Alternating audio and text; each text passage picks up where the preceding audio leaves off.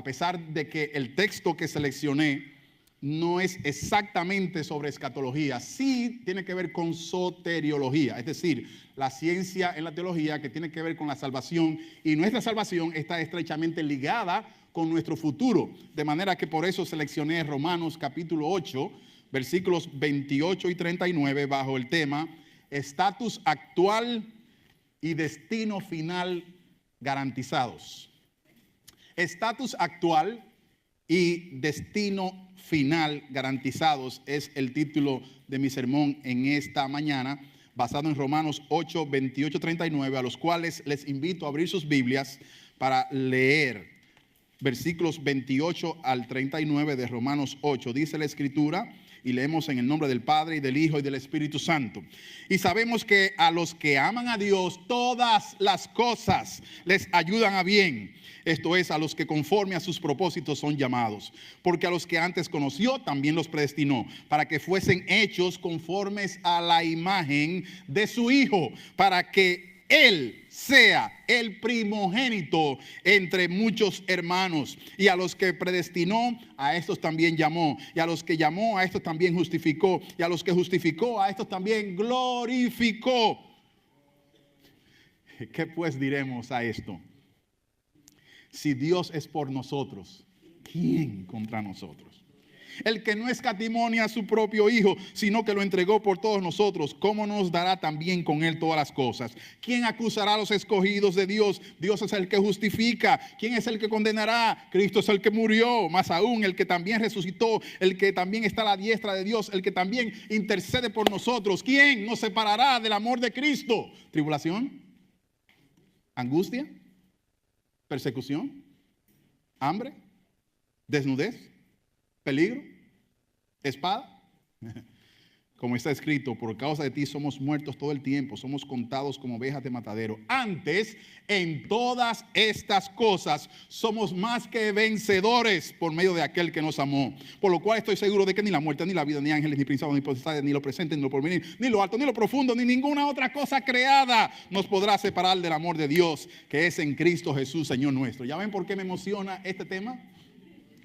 Padre Santo que estás en los cielos, nos ponemos en tus manos, Señor, para que sea tu Espíritu Santo quien hable a tu iglesia en esta mañana, y que esa esperanza bienaventurada de gloria, Señor, nos lleve a purificarnos a nosotros mismos, sabiendo, Señor, que aunque gozamos de una bendición tan grande, ella nos constriñe y nos obliga a corresponder de acuerdo a ese alto llamado que tenemos.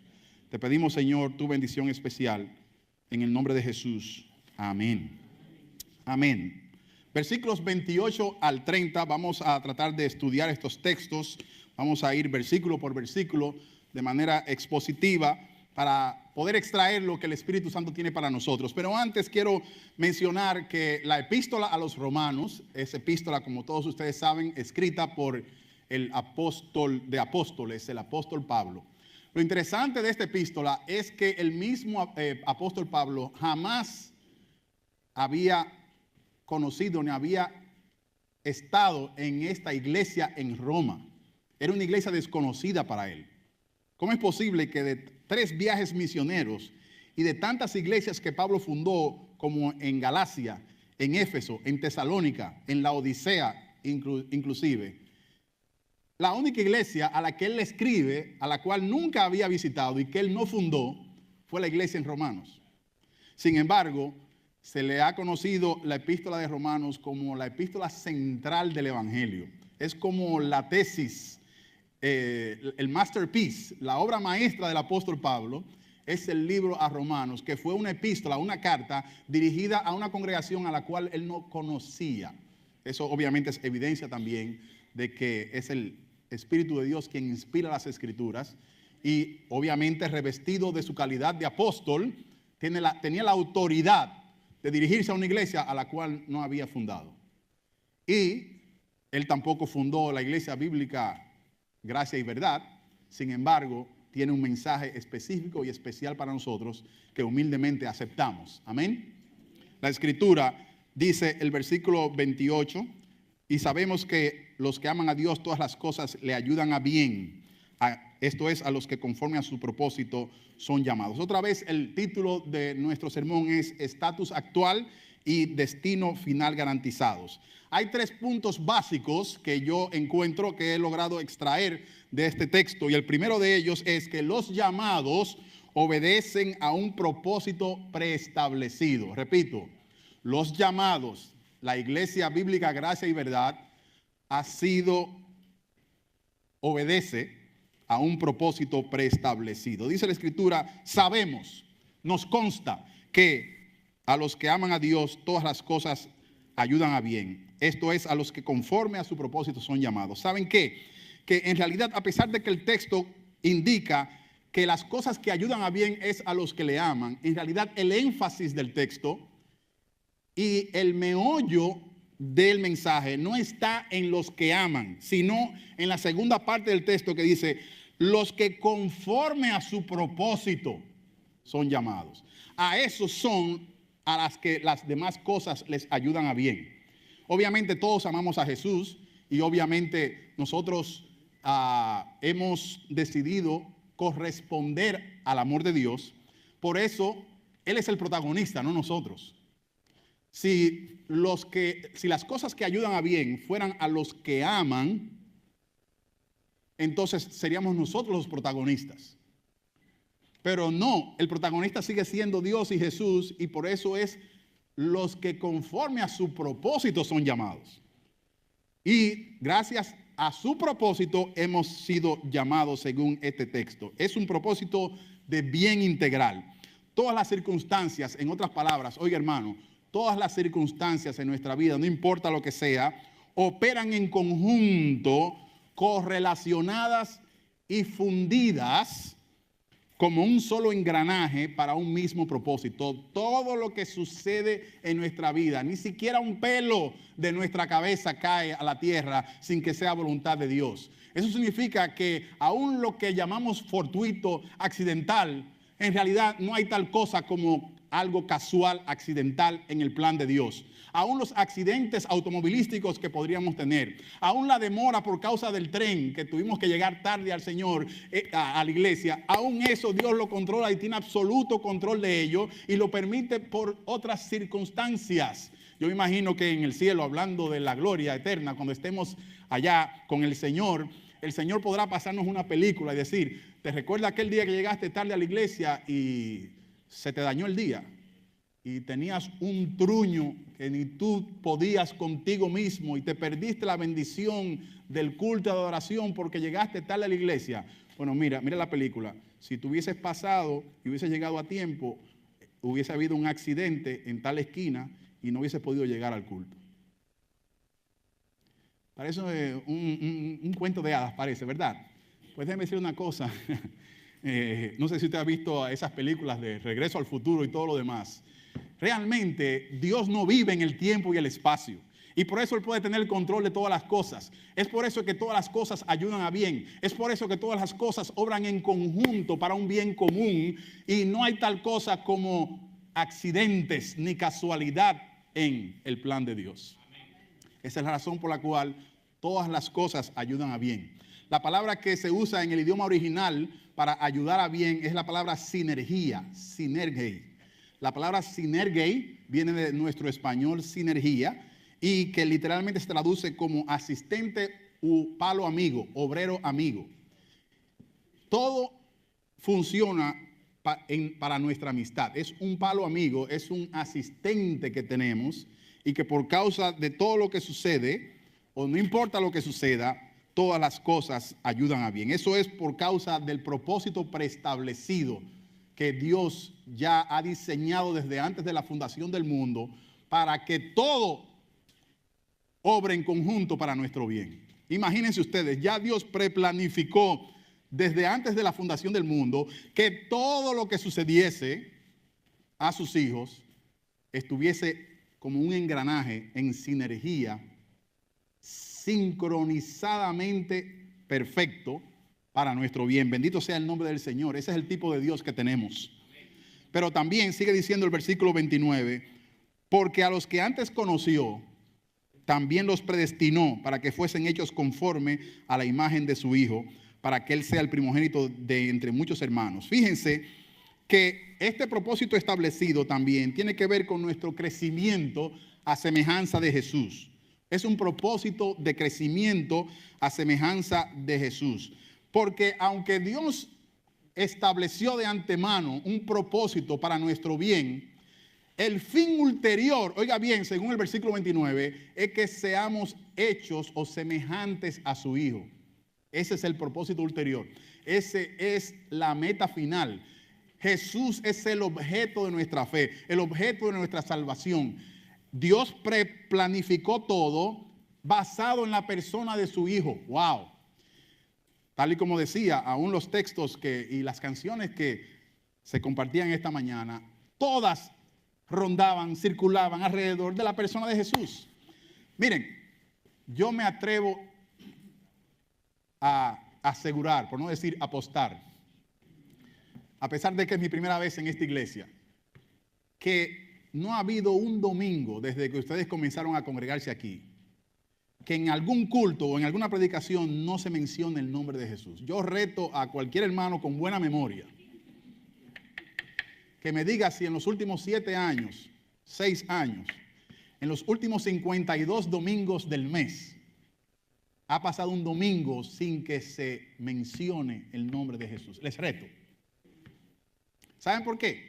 Porque Él es la única razón por la cual estamos aquí. Él es la única razón por la cual vivimos y por Él subsistimos. Dice la palabra que por Él y para Él son todas las cosas. Dice la palabra que en Él habita toda la plenitud de la deidad y nosotros estamos completos en Él. Él es el Rey de la gloria. Todas las promesas del Señor Jesús son apoyo poderoso de nuestra fe. Él es el Rey. Un día vendrá por su iglesia. Él es el Rey de reyes, Señor de señores. Él es el pastor de las ovejas. Él es el buen pastor. Él es la luz del mundo. Él es la sal de la tierra. Él es todo y para todo y por nuestro todo. Y dice la palabra que a Dios le plugo, a Dios le plació. Esa es la razón por la cual Dios también se despojó de sí mismo y en su kenosis permitió, se hizo hombre, en semejanza de hombre, se convirtió en Jesús para jamás poder volver a recuperar su esencia original.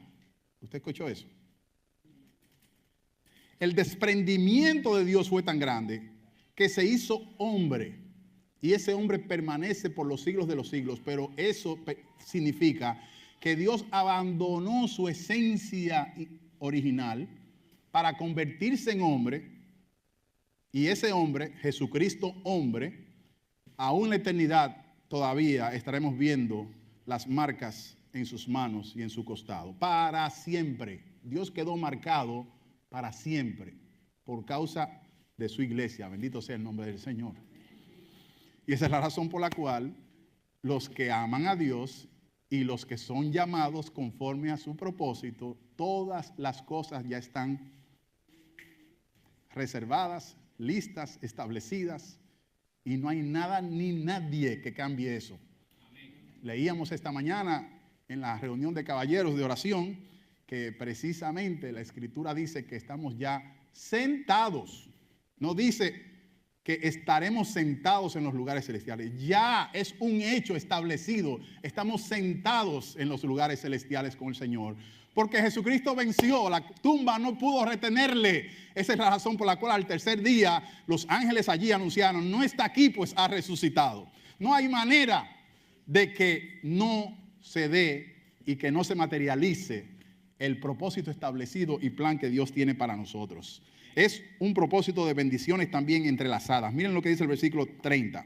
Pero no solo esto, sino que a los que predestinó, a estos también llamó, y a los que llamó, a estos también justificó, y a los que justificó, a estos también glorificó. Es una cadena de bendiciones que se desprenden del hecho de que nos llamó con un propósito y que ese propósito es en su Hijo, y su Hijo nos bendijo con toda bendición espiritual, no solamente sentándonos en los lugares celestiales en Cristo, sino también dándonos predestinación, llamamiento, justificación y glorificación. Esto se conoce en teología como el Ordus Salutis, que es el orden en la salvación y las bendiciones que se desprenden de la salvación. Y todo ello habla de las bendiciones y los beneficios entrelazados que tenemos como parte de ese llamamiento sublime, ese propósito preestablecido para que todas las cosas nos ayuden a bien. Hemos sido predestinados. La palabra en griego es la palabra propizo, para referirse a la predestinación, que se traduce como limitar por adelantado. Nosotros hemos sido enclaustrados en este planeta Tierra por adelantado. Todo obedece a un propósito eterno y preestablecido. Algunas veces es difícil entenderlo. Algunas veces vivimos un día a la vez, pero algunas veces vivimos tan concentrados y enfocados en nuestras vidas humanas, que en nuestros achaques, que los problemas, que las facturas, que los biles, que el estrés, que la presión, que aquí para acá, que vivimos como si esto fuese un fin en sí mismo. Tan ofuscados y tan estresados. Últimamente hasta se habla es una modalidad ya, pastores suicidándose. Antes eran los hijos de los pastores, ahora los pastores suicidándose.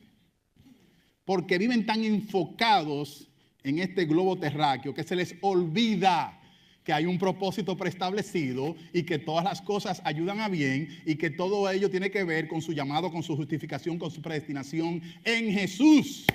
Las bendiciones que tenemos, hermanos, no es para que nosotros creamos que después de la muerte no hay nada y que el vivo al bollo y el muerto al hoyo y aquí hay que fajarse. Y no olvídese de eso, no somos de esta tierra.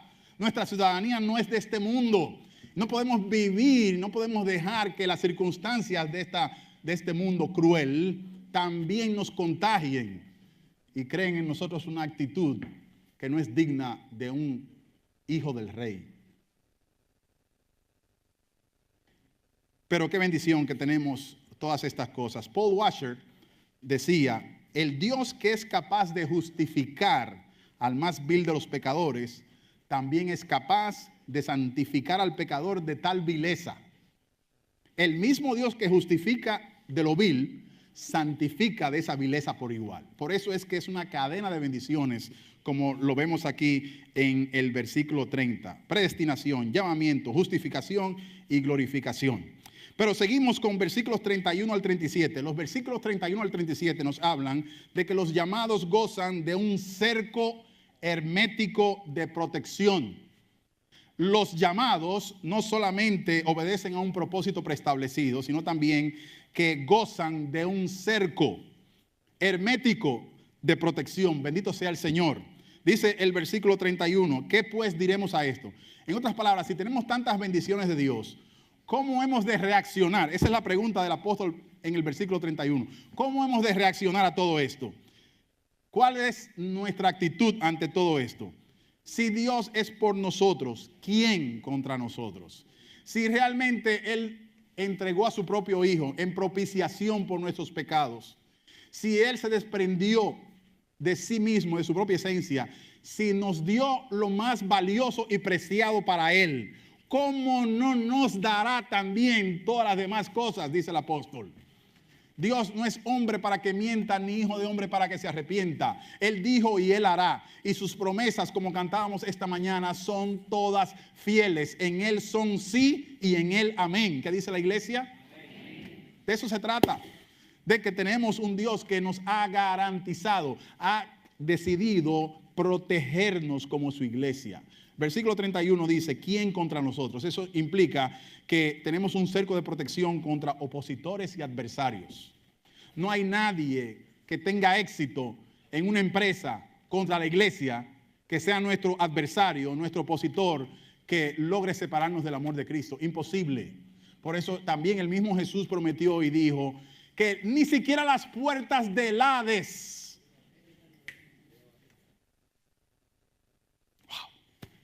Como dice en inglés, this blows my mind. Realmente, qué bendición, qué bueno es saber que tenemos tantas bendiciones. Nadie, dice la Escritura, Dios está de nuestro lado como poderoso gigante. Nadie podrá hacernos frente. Pero sigue diciendo el versículo 32, el que no escatimó, es decir, el que no le importó ni siquiera a su propio Hijo, lo más valioso para Él, sino que lo entregó, ¿cómo también no nos da a entregar todas las demás cosas? Si se desprendió ya de lo más importante para Él, ¿cómo también no nos dará una herencia sempiterna? Como decía aquí el hermano Emanuel mientras dirigía, ¿cómo no nos dará ese reino sempiterno con el cual va a reinar? Y dice la palabra que nosotros reinaremos con Él. Él no lo va a hacer solo.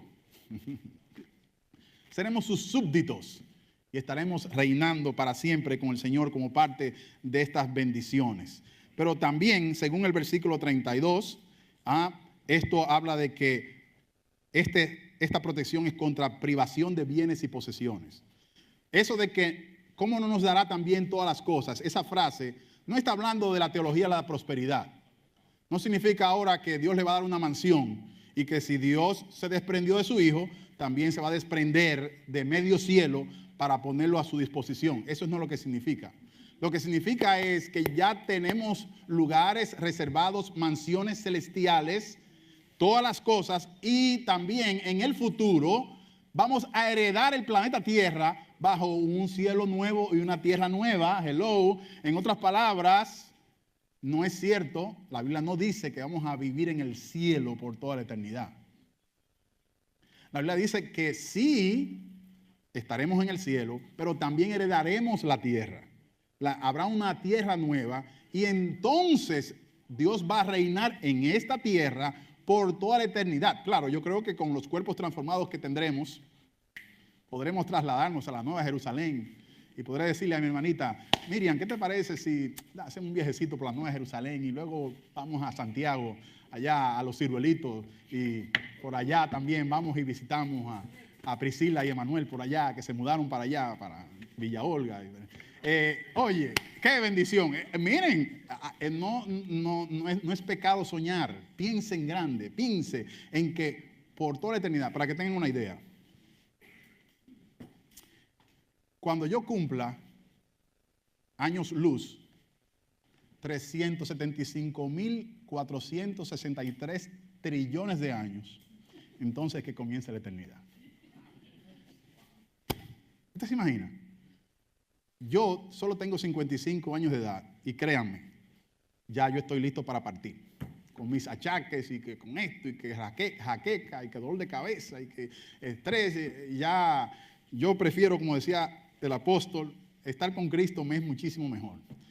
Pero yo tengo 55, mi madre tiene 87 y yo me pregunto, doña, ¿usted no está lista ya? O sea, no está harta ya de este mundo, ¿no? O sea, si yo tengo 55 y me quisiera morir, ¿usted quiere seguir viviendo hasta los 104? Nah, yo no. Yo estoy listo. ¿Quieren saber los detalles de mi funeral? Por si acaso también quieren participar. Yo no le tengo miedo a la muerte. Estoy listo para partir. Obviamente muchos nos aferramos a este mundo porque no tenemos una visión clara de lo que estamos compartiendo aquí. Porque no saben que estar con Cristo es muchísimo mejor. Lo decimos de boca, pero realmente no lo vivimos.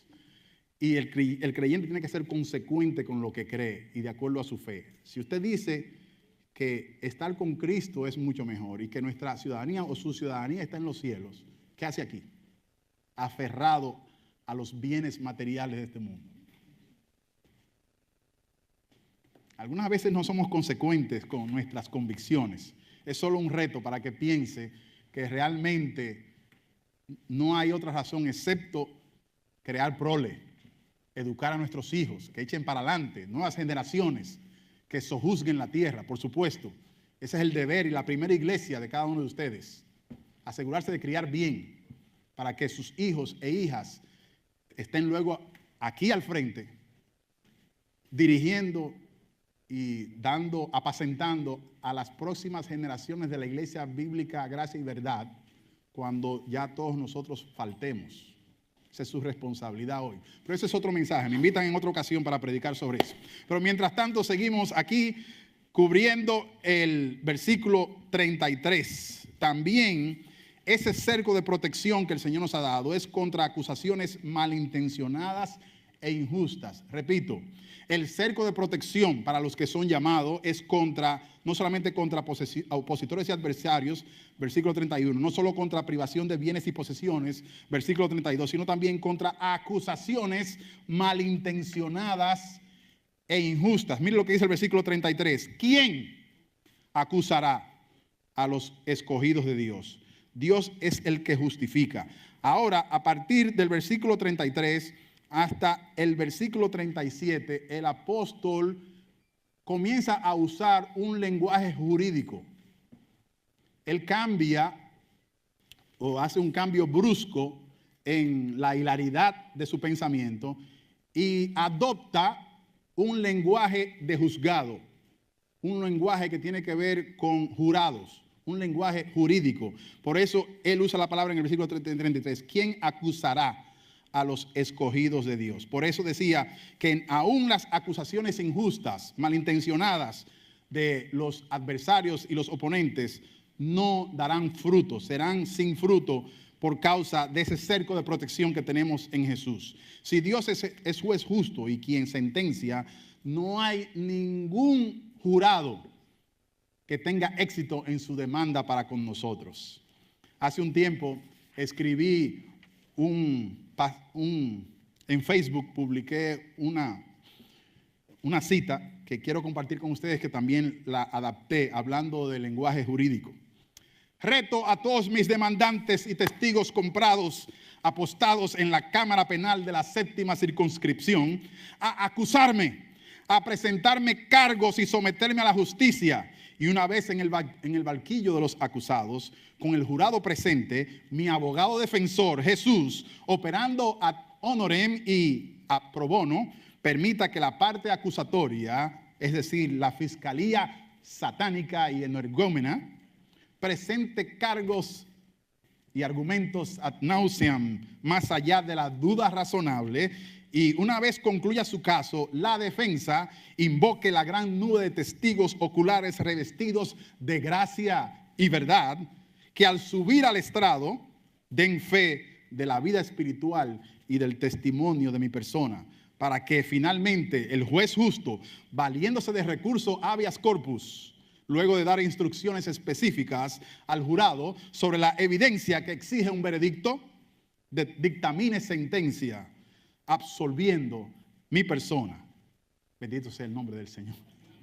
Yo inventando, pero usando un lenguaje jurídico, como también aquí Pablo está usando el lenguaje jurídico cuando dice, ¿quién me acusará? ¿Quién me va a sentenciar? ¿En qué tribunal alguien podrá señalar y decir, usted ha sido sentenciado, está condenado a cadena perpetua, usted va a la pena capital o a la cámara de gas? Nadie, mis hermanos, tenemos protección para siempre. Estamos sentados en los lugares celestiales. Tenemos ese cerco hermético de protección. Y dice el autor, el Pablo, que nada podrá condenarnos. ¿Saben por qué? Porque Cristo ya murió. ¿Saben por qué? Porque Cristo ya resucitó. Versículo 34. ¿Saben por qué? Porque no solamente resucitó, sino que ya Él está sentado a la diestra de Dios. Y no solo eso, oiga bien, todavía no se acaban las bendiciones. Desde allá, ¿qué dice? Final versículo 34. Intercede. ¡Wow! ¿Sabían ustedes que Dios no solamente conoce tu nombre y el tuyo, y el tuyo, y el tuyo? Tiene contados todos los pelos de esa hermosa cabellera tuya. ¿Ustedes se imaginan yo con Dios o Jesús frente a mí y que comience a retarle, decirle, ok, dime, ¿cuántos pelos tiene Benjamincito Betances? Y Jesús me dice, pero es una pregunta fácil. Él tiene 147,286 pelos. No puede ser verdad, no puede ser verdad. Marvin, ¿cuánto tiene Melvin? Y el Señor dice, bueno, Melvin tiene el triple, tiene una melena. Y Emanuel Betances, no, él no tiene ninguno.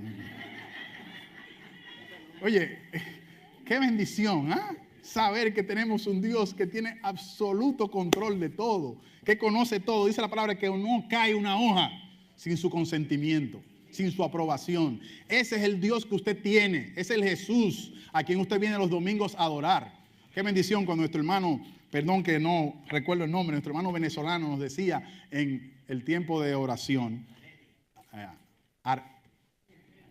Argenis, compartía con nosotros y también nos hablaba de esa bendición. O sea, el entender que a pesar de que vamos en tiempos malos y van de mal en peor, el Señor es soberano y tiene control absoluto aún de Venezuela en sus circunstancias. Qué bendición es saber que tenemos paz. Él decía, tenemos estudios bíblicos los lunes, los martes y los jueves, y venimos los domingos aquí a la iglesia, pero ni siquiera en mi trabajo me siento tan en paz y con tanta bendición y con tanto regocijo que reunirme con mis hermanos y esperar los domingos, como dicen en inglés, I look forward to Sundays, para ver a mis hermanos y en los estudios bíblicos en la semana. No hay mayor cosa que estar en el pueblo de Dios esperando por la ascensión de nuestros cuerpos, porque ya Cristo se nos adelantó. Él es primicia. Dice la Escritura que Él está sentado a la diestra de Dios y que intercede por nosotros. Por eso, oiga bien, versículos 35 ya terminando, ¿quién nos separará del amor de Dios? ¿Alguna tribulación?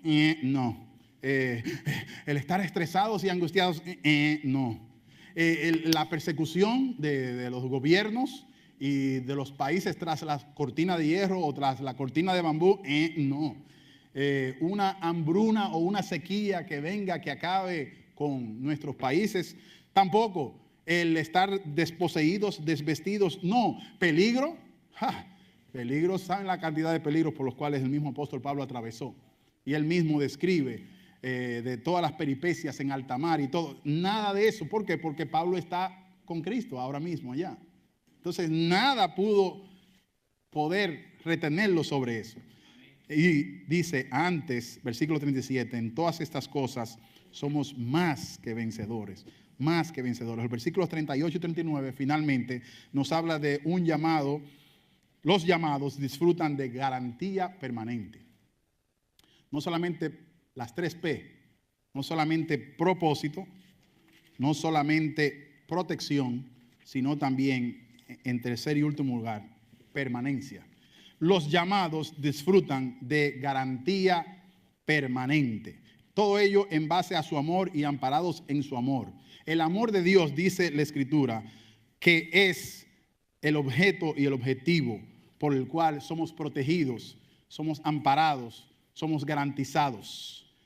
En su libro, Una iglesia conforme al corazón de Dios, el doctor Miguel Núñez Cabrera escribe, en Cristo tenemos sus promesas y en el Evangelio tenemos su poder. La iglesia atravesó y atravesará por momentos difíciles, pero nunca le faltó ni le faltará la presencia de Cristo. Bendito sea el Señor. No importa la tribulación, la angustia por lo que haya pasado en la iglesia, lo que sí siempre podremos tener y contar, y ya somos vencedores, es que tenemos a Jesús de nuestra parte. ¿Qué dice la iglesia? Ya saben por qué este sería mi último sermón. Porque no hay mayor esperanza que está en las manos de nuestro Señor. Dice la palabra que nadie nos arrebatará de su mano. Dice, mis ovejas oyen mi voz, me conocen. Nadie. Ni tribulación, ni angustia, ni persecución, ni hambre, ni desnudez. Versículo 38, por lo cual, conclusión, dice el apóstol, estoy seguro de que ni la muerte, atención, ni la vida, nada lo que sucede en esta vida terrenal, ni siquiera los ángeles caídos o los ángeles que pecaron y que se rebelaron contra Dios, ni los que están todavía sujetos a Dios allá arriba, ni principados, es decir, ni demonios, que entre paréntesis, estamos muy concentrados, por supuesto, en las cosas del Señor aquí en esta mañana. Pero también tenemos aliens, tenemos extranjeros, visitantes en este salón, escuchando también.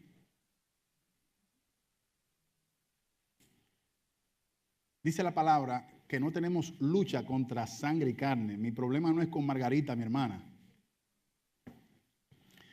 Mi problema, mi lucha es contra principados, contra potestades, contra gobernadores de este siglo, huestes espirituales de maldad. ¿Dónde habitan ellos? Dice la Escritura, habitan en las regiones celestes. ¿Ustedes creen que eso es en la estratosfera, allá en el tercer cielo? En estos aires. Esa es la razón por la cual, mientras yo predico, hay un caballero, energúmeno, es su nombre, silbándole en sus oídos ahora mismo. Ese predicador ya está predicando muy largo. El pastor nuestro por lo general solamente predica 25 minutos. Ya, este lleva 40 ya. Y si,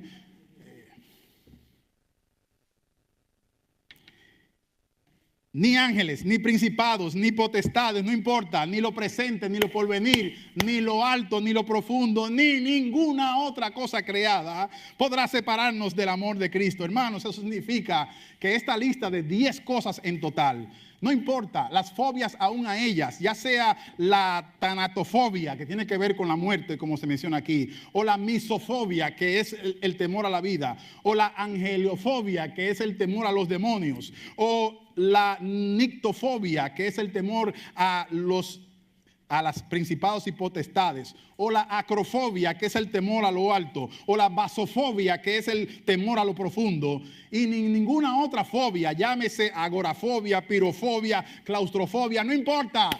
En Cristo ya estamos seguros. Yo no necesito de ningún shrimp. Yo no necesito de ningún terapeuta profesional que venga a librarme a mí de mis fobias. Ya Cristo me libró de ellas, a las mías por lo menos. Y de eso se trata, de confiar en Él, de tener de vivir confiando en Él, de que nuestra fe esté puesta en Él, para que cualquier cosa, no importa lo profundo, lo alto, lo presente, lo porvenir, no importa lo que sea, no tenga potestad sobre nosotros, sino que sea Cristo en mí y yo en Él habitando y morando en mi vida, el que tenga control absoluto de mi vida, y de esa manera ya estemos finalmente esperando por la venida del Señor. Y como cantaba un himno, un corito que nos enseñó un predicador hondureño hace unos 45 años atrás, dice el corito: lo veremos en las nubes a Jesús quien nos salvó, volverá a esta tierra, pues así lo prometió. Toda prueba terminada y más cruces no habrán, cuando Cristo venga en gloria y nos lleve más allá. No habrá más cruces, hermanos, se acabaron las cruces. Se acabó todo, ya por fin estaremos con Cristo nuestro Señor, porque nada ni nadie, ni ninguna otra cosa creada podrá separarnos del amor del Señor. Hermanos, realmente tenemos tantas bendiciones. En inglés hay una canción famosa que dice, count your blessings. Cuenta tus bendiciones. Cuando te vengan esos momentos de depresión a tu vida, que tú piensas que no eres nadie, que tú no sirves, que tienes problemas, que tus hijos no te obedecen, que tu marido no te ama, y usted comienza a autopenalizarse.